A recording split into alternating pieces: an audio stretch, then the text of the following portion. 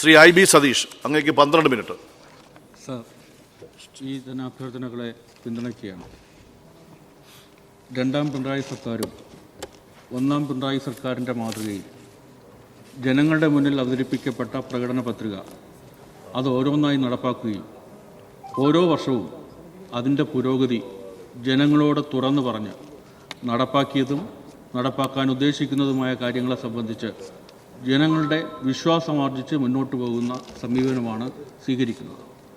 ആ കാഴ്ചപ്പാടിൻ്റെ പ്രതിഫലനമാണ് വ്യവസായ വകുപ്പിലും കാണാനാവുന്നത്. ഞങ്ങളുടെ മണ്ഡലത്തിൽ ഈറ്റ, പനമ്പ്, ഈറ ഉൽപ്പന്നങ്ങളുടെ ഒരു കോമൺ ഫെസിലിറ്റേഷൻ സെൻറ്റർ ആരംഭിക്കാൻ വ്യവസായ വകുപ്പ് തീരുമാനിച്ചിട്ടുണ്ട്. പരമ്പരാഗത തൊഴിൽ മേഖലയിൽ ഈ ഉൽപ്പന്നങ്ങൾ കിട്ടാത്തതിൻ്റെ ഗതികേടിലാണ് സാധാരണക്കാരായ തൊഴിലാളികൾ.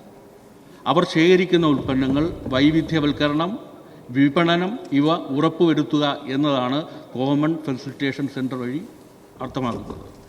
ഇതാണ് കാഴ്ചപ്പാട്. ഉൽപ്പന്നങ്ങളുടെ ശേഖരണം മുതൽ മാർക്കറ്റിൽ, വിപണിയിൽ വരെ ഇടപെടാനുള്ള കാഴ്ചപ്പാട് വ്യവസായ വകുപ്പിനുണ്ടായിരിക്കുന്നു. അതുകൊണ്ടാണ് റാങ്കിങ്ങിൽ ഈസ് ഓഫ് ഡൂയിങ് ബിസിനസ്സിൻ്റെ കാര്യത്തിൽ കഴിഞ്ഞ തവണ 28ാം റാങ്കിങ്ങിലുണ്ടായിരുന്ന കേരളം ഇത്തവണ 15ാം റാങ്കിങ്ങിലേക്ക് ഉയർന്ന സ്ഥാനം കരസ്ഥമാക്കിയത്. അതോടൊപ്പം കാർഷിക അവശിഷ്ടങ്ങളിൽ നിന്ന് ലെതർ ഉണ്ടാക്കുന്ന സാങ്കേതികവിദ്യ പാപ്പനംകോട് CSIR ഗവേഷണം നടത്തി കണ്ടെത്തിയതാണ്. കൈതച്ചക്ക, വാഴത്തട, വൈക്കോൽ ഇവയിൽ നിന്ന് ലെതർ ഉണ്ടാക്കാൻ പറ്റും. അത് കേരളത്തിൻ്റെ പൊട്ടൻഷ്യൽ എത്രമാത്രമാണ് ഇക്കാര്യത്തിൽ. മൂല്യവർദ്ധിത ഉൽപ്പന്നങ്ങൾ വഴി കേരളത്തിന് കുതിച്ചുയരാൻ കഴിയും.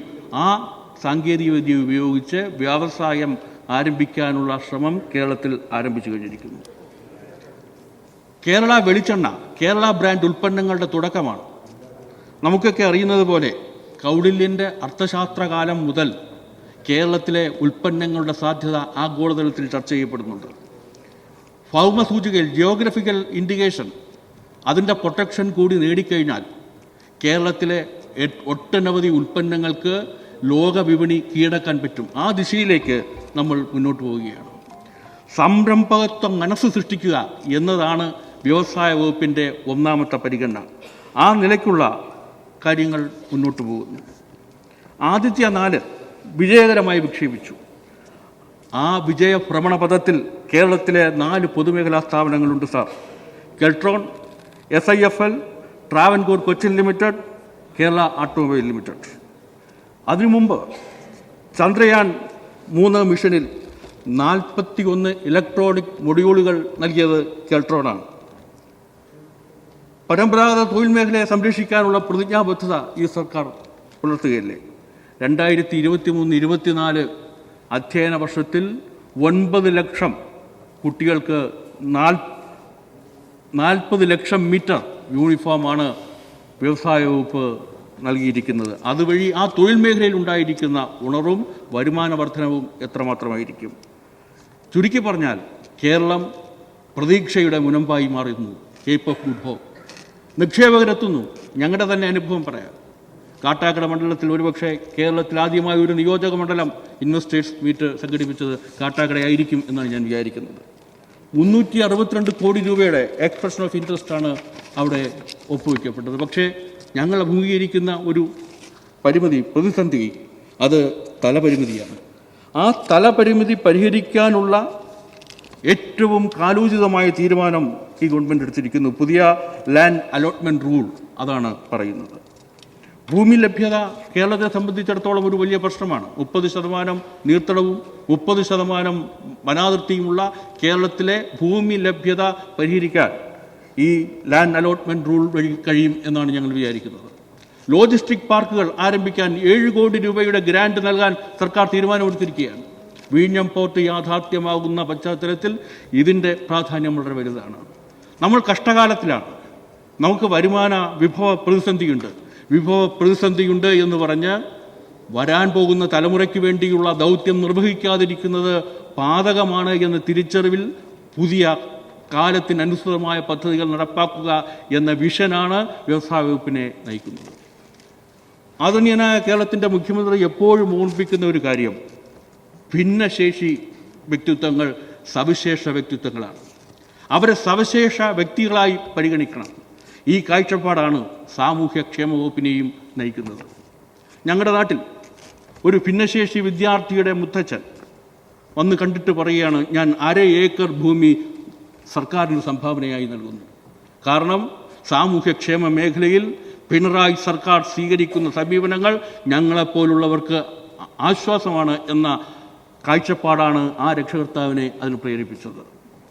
ഭിന്നശേഷി ഗ്രാമങ്ങൾ, ഭിന്നശേഷി വിദ്യാർത്ഥികളെ പുനരധിവസിപ്പിക്കുന്നതിനുള്ള പ്രവർത്തനങ്ങൾ, ഓട്ടിസം പാർക്കുകൾ, ഇങ്ങനെ വിവിധങ്ങളായ പ്രവർത്തനങ്ങൾ ആ മേഖലയിൽ നടക്കുന്നു. കേരളം കൈവരിച്ച നേട്ടങ്ങളുടെ ഭാഗമായി വയോജനങ്ങൾ വർദ്ധിച്ചു വരുന്ന ഏറെയുള്ള നാടാണ്. ആ വയോജനങ്ങളുടെ പ്രശ്നങ്ങൾ അഭിമുഖീകരിക്കാനുള്ള ഏറ്റവും കാലോചിതമായ പ്രവർത്തനങ്ങളും ഈ ഗവൺമെൻറ് സ്വീകരിക്കുന്നുണ്ട്. നമുക്കൊക്കെ അറിയുന്നത് പോലെ തറയിൽ വെച്ചാൽ ഉറുമ്പരിക്കും, തലയിൽ വെച്ചാൽ പേനിരിക്കും എന്നുള്ളത് കൊണ്ട് ഒക്കത്ത് ചേർത്ത് വെച്ച് വളർത്തി വലുതാക്കിയ മക്കളെല്ലാം അവരുടെ മക്കളെ ഓർത്ത് വിദേശത്തേക്ക് പോവുകയും ഒറ്റപ്പെടുകയും ചെയ്യുന്ന വയോജനങ്ങളുള്ള നാടാണ്. ഏറ്റവും കൂടുതൽ വൃദ്ധസദനങ്ങളുള്ള നാടാണ് നമ്മുടെ നാട്. ആ വയോജനങ്ങളെ സംരക്ഷിക്കാൻ വയോമിത്രം എന്ന പദ്ധതി നടപ്പാക്കുക മാത്രമല്ല, ഇന്ന് വയോജനങ്ങൾ അഭിമുഖീകരിക്കുന്ന ഏറ്റവും നമ്മളെപ്പോലും ഭാവിയെക്കുറിച്ച് ഓർക്കുമ്പോൾ പേടിപ്പെടുത്തുന്നതാണ് സ്മൃതിനാശം. അൾഷിമേഴ്സ്, ഡിംനീഷ്യ തുടങ്ങിയ അസുഖങ്ങൾക്കുള്ള പ്രതിരോധം, ബോധവൽക്കരണം, അതിൽ ആ രോഗബാധിതരായ ആളുകളെ സംരക്ഷിക്കാനുള്ള സമീപനം, ഇങ്ങനെയുള്ള സമീപനമാണ് സാമൂഹ്യക്ഷേമ വകുപ്പിൽ കാണാനാകുന്നത്. പിണറായി സർക്കാരിൻ്റെ എല്ലാ വകുപ്പുകളിലും ഇങ്ങനെയൊരു കാഴ്ചപ്പാടുണ്ട് സാർ. പുതിയ കാലത്തിൻ്റെ അനിവാര്യതകളെ ഉൾക്കൊണ്ടുകൊണ്ട് വിഭവ പ്രതിസന്ധികളുടെ പേരിൽ കാലം കഴിക്കുകയല്ല, ധീരമായ ചുവടുവയ്പ്പുകളോടെ മുന്നോട്ട് പോവുക എന്ന സമീപനമാണ് ഈ ഗവൺമെൻറ് സ്വീകരിക്കുന്നത്. സാർ, നമുക്കൊക്കെ അറിയുന്നത് പോലെ ഒരു പാർലമെൻറ്റ് തിരഞ്ഞെടുപ്പിൻ്റെ പരാജയത്തിൻ്റെ ഫലം ഏറ്റുവാങ്ങി നിൽക്കുന്നവരാണ് ഞങ്ങൾ. അപ്പുറത്ത് നിൽക്കുന്നവർ ബഹുമാനപ്പെട്ട മുഖ്യമന്ത്രി പറഞ്ഞതുപോലെ മഹാവിജയം ആഘോഷിക്കുന്നവരാണ്. ഏത് വിജയത്തിൻ്റെ പിന്നിലും പഠിക്കാൻ ചിലതുണ്ട്. കഴിഞ്ഞ നിയമസഭാ തിരഞ്ഞെടുപ്പിലുണ്ടായ വിജയത്തിൽ അഹങ്കരിക്കുകയല്ല ഞങ്ങൾ ചെയ്തത്. ജനങ്ങളുടെ ഓരോ പ്രശ്നങ്ങളായി പരിഹരിക്കാനുള്ള ശ്രമം ഞങ്ങൾ നടത്തി. അപ്പുറത്തിരിക്കുന്നവർ ഇന്ന് അഭിമാനിക്കുകയാണ്. അവർ ഉന്മാദാവസ്ഥയിലാണ്. ആ ഉന്മാദത്തിൻ്റെ നീറവ പൊട്ടിയതാണ് KPCC പ്രസിഡൻറ്റിൻ്റെ വാക്കുകളിലൂടെ ഇന്ന് കേരളം കണ്ടത്. ഇവിടെ ഞങ്ങളുടെ പരാജയം എന്തുകൊണ്ട് എന്നതിനെ സംബന്ധിച്ച് ഉയർന്നു വരുന്ന എല്ലാ അഭിപ്രായങ്ങളെയും ഞങ്ങൾ സ്വീകരിക്കും. സ്റ്റുഡിയോ മുറികളിൽ സർവജ്ഞ പീഠം കയറിയ ഉത്തരത്തിലെ പല്ലികൾ പറയുന്നത് മുതൽ RSSൻ്റെ മനുസ്മൃതിയിൽ പുതിയ സാധ്യതകൾ കണ്ടെത്തുന്ന പുത്തൻ സംഘവാദികൾ ഉൾപ്പെടെയുള്ളവർ പറയുന്നതെല്ലാം ഞങ്ങൾ കേൾക്കും. പറയുന്നതിനെയെല്ലാം കേൾക്കുകയും ഉൾക്കൊള്ളേണ്ടതുണ്ടെങ്കിൽ ഉൾക്കൊള്ളുകയും തിരുത്തേണ്ടതുണ്ടെങ്കിൽ തിരുത്തുകയും ഞങ്ങൾക്കെതിരായ ശാപവാക്കുകളെ ആ അർത്ഥത്തിൽ പ്രതിരോധിക്കുകയും ചെയ്തുകൊണ്ട് ഞങ്ങൾ മുന്നോട്ട് പോവുക തന്നെ ചെയ്യും. നമുക്കൊക്കെ അറിയുന്ന ഒരു കാര്യമുണ്ട്. ഇവിടെ പ്രതിപക്ഷം 2 കാരണങ്ങളാണ്. ഇടതുപക്ഷത്തിന് പാർലമെൻ്ററി മത്സരത്തിൽ വോട്ടിൻ്റെ കാര്യത്തിൽ, സീറ്റിൻ്റെ കാര്യത്തിൽ കുറവുണ്ടായി എന്നതിന് പറയുന്നത്. ഒന്ന് അഹങ്കാരമാണ്, ഭരണവിരുദ്ധ വികാരമാണ്. നമുക്കൊക്കെ അറിയുന്ന ഒരു കാര്യമുണ്ട് സാർ. സംസ്ഥാന തിരഞ്ഞെടുപ്പും പാർലമെൻറ്റ് തിരഞ്ഞെടുപ്പും 2 മനോവികാരങ്ങളുടെ അടിസ്ഥാനത്തിലാണ് എന്ന് മനസ്സിലാക്കാൻ ഒരു പ്രാഥമിക ബോധമുള്ള രാഷ്ട്രീയ വിദ്യാർത്ഥിക്ക്, മലയാളിയായ രാഷ്ട്രീയ വിദ്യാർത്ഥിക്ക് കഴിയും. കേരളത്തിൽ 5 തവണ പാർലമെൻറ്റ് തിരഞ്ഞെടുപ്പും അസംബ്ലി തിരഞ്ഞെടുപ്പും ഒരുമിച്ച് നടന്നിട്ടുണ്ട് സാർ. 1957, 67, 77, 91, 96. ഈ 3 തിരഞ്ഞെടുപ്പുകളിലെയും പാറ്റേൺ പരിശോധിച്ചാൽ, ഈ 5 തിരഞ്ഞെടുപ്പുകളിലെയും പാറ്റേൺ പരിശോധിച്ചാൽ നമുക്ക് അത് മനസ്സിലാവും. അങ്ങനെയാണ് എങ്കിൽ എന്തുകൊണ്ടാണ് ഇടതുപക്ഷത്തിൻ്റെ ശക്തി ഈ നാട്ടിലെ ജനത പ്രതീക്ഷിക്കുന്ന അത്ര വലുതല്ലാത്തത് കൊണ്ട് കോൺഗ്രസ് അധികാരത്തിൽ വരട്ടെ എന്ന് ചിന്തിക്കുന്നതാണ് മലയാളിയുടെ ബോധം. അങ്ങനെയാണെങ്കിൽ പ്രതിപക്ഷം പറയുന്ന കണക്ക് ശരിയാണെങ്കിലോ, ഹിമാചൽ പ്രദേശിൽ 68-ൽ 40 സീറ്റ് നേടി നിയമസഭാ തെരഞ്ഞെടുപ്പിൽ അവിടെ പരാജയപ്പെട്ടു. ഭരണവിരുദ്ധ വികാരമാണോ? കർണാടകയിൽ 24-ലാണ് തിരഞ്ഞെടുപ്പ് കിടന്നത്, നിയമസഭാ തിരഞ്ഞെടുപ്പ് കിടന്നത്. 119 64 സീറ്റ് അവിടെ കിട്ടി.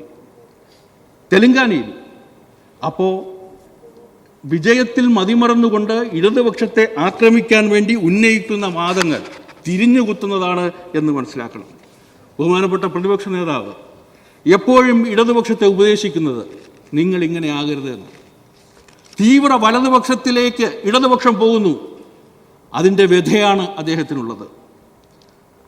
2024 മെയ് മാസം 29-ാം തീയതി മാതൃഭൂമി എഡിറ്റോറിയൽ പേജിൽ ശ്രീ പി ചിദംബരം എഴുതിയൊരു ലേഖനമുണ്ട്. യശസ്വരീനായ MP വീരേന്ദ്രകുമാർ അനുസ്മരണം.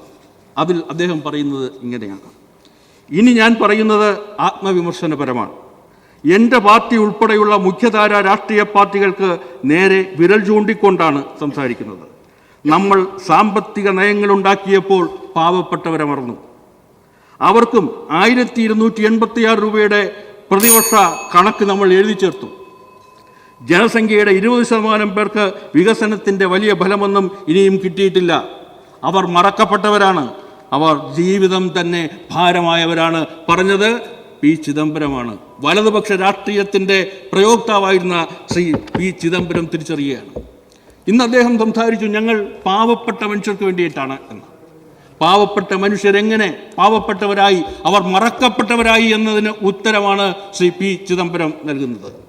ഞങ്ങൾ പരാജയത്തെക്കുറിച്ച് ആഴത്തിൽ പഠിക്കുകയും പരിശോധിക്കുകയും ഉൾക്കൊള്ളുകയും ചെയ്യും എന്ന് പറയുമ്പോൾ മതിമറന്ന് ഉന്മാദാവസ്ഥയിലെത്തി നിൽക്കുന്ന കോൺഗ്രസ് അവരോട് ഞങ്ങൾക്കൊന്നേ പറയാനുള്ളൂ: ഞങ്ങളുടെ ജീവിതം, ഞങ്ങളുടെ ചിന്ത, ഞങ്ങളുടെ രാഷ്ട്രീയം ജനങ്ങളുമായി ചേർന്ന് നിൽക്കുന്നതാണ്. അതുകൊണ്ട് ജനങ്ങളിൽ നിന്ന് ഞങ്ങൾ അകന്നു പോയിട്ടുണ്ട് എങ്കിൽ എന്തുകൊണ്ടകന്നു എന്ന് പഠിച്ച് പരിശോധിച്ച് തിരുത്തി ഞങ്ങൾ മുന്നോട്ട് വരും. ഈ ശൈത്യകാലത്തെ ഞങ്ങൾ അതിജീവിക്കും. വരാൻ പോകുന്നത് ഇടതുപക്ഷത്തിൻ്റെ വസന്തകാലമായിരിക്കുമെന്ന് മാത്രം ഓർമ്മിപ്പിച്ച് ഈ ധനാഭ്യർത്ഥനയെ പിന്തുണയ്ക്കുന്നു.